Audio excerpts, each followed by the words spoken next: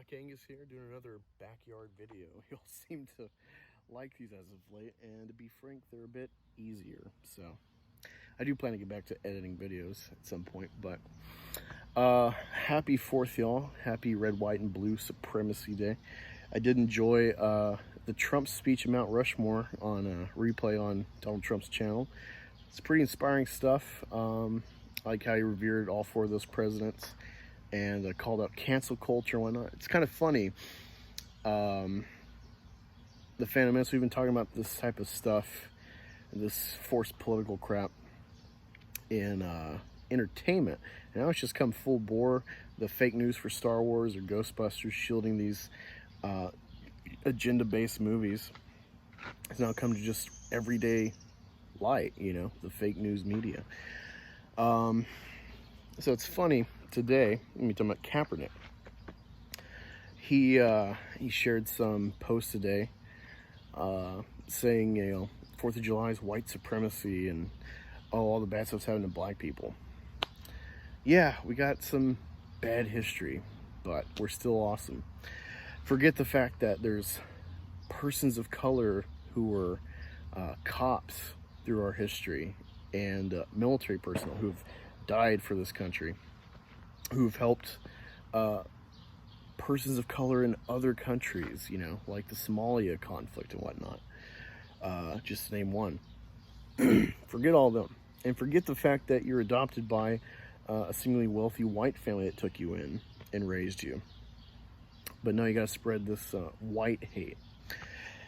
As a football fan, not just as a Philly fan, I love the sport of football. I love the NFL and its history. I always wanted to do a Kaepernick video and be, I feel pretty objective on the matter as, you know, a black person, because that supposedly entails your politics, but also a veteran. I kind of have a middle-of-the-road view of the protests that he started with the anthem. I'm for the First Amendment, even if it's stuff I don't like, as long as it's legal. And I'm aware the NFL is a private organization. They can dictate beyond First Amendment stuff within reason. But I'm against the NFL kind of reacting the next year and limiting or suppressing that freedom of speech of players, because it's not in line with some people subscribing to Sunday Ticket or whatnot. It's kind of two-faced that these people that dip out from the NFL because of the protests, the kneeling, don't have a problem with the political messaging of soldiers flying the flag on the field, or pilots in the military wasting our tax dollars on fuel flying jets over our stadiums. So, you know, if you're going to criticize politics in your escapism, look at the full spectrum and be fair. Now, Kaepernick, in my opinion, is a fraud. There was police brutality instances, at least of, you know, question, that were going on while he was a starter. He never protested or made a big deal about it until he got benched. And that's what should be a real red flag there, when no one talks about. Now, supposedly he was told by an Army Ranger to kneel instead of just sit down like a bum. So I can respect that, but I kind of doubt that reality. I think maybe that was just a way to try to get people to be on board with them. But, you know, I'll just go with what I see so far, you know. It's funny, too, that Kaepernick cares about brown people so much in the world, yet he's taking a big paycheck from Nike for the ad he did or whatnot, when they're a notorious company for sweatshops in foreign countries that, you know, take advantage of poor, impoverished brown people, especially like Vietnam and whatnot.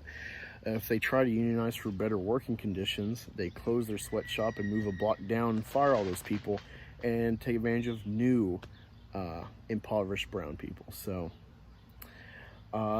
you know, actually practice what you preach, Kaepernick.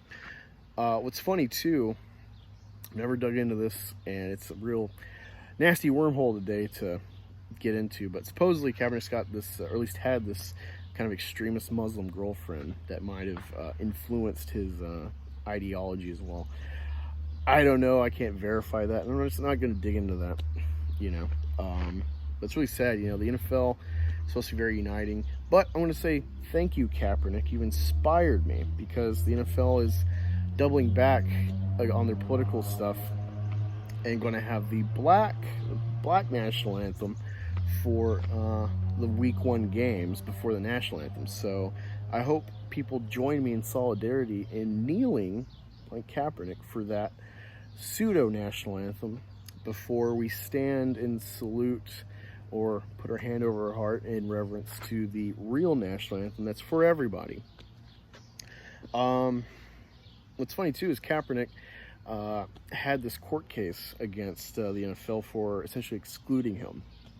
Now it's come out since then that I think Elway tried to get him on his team, at least, training camp, or not, see where he went. But Elway's kind of conservative, for what I know, so he can't play for that white guy.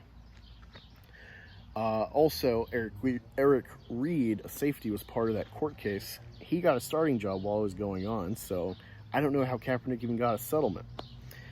But yeah, so it's all weird, it's all fishy to me, and it's very two-faced on Kaepernick's part. Now, I do salute the guys, despite my disagreement on the protest itself, their cause.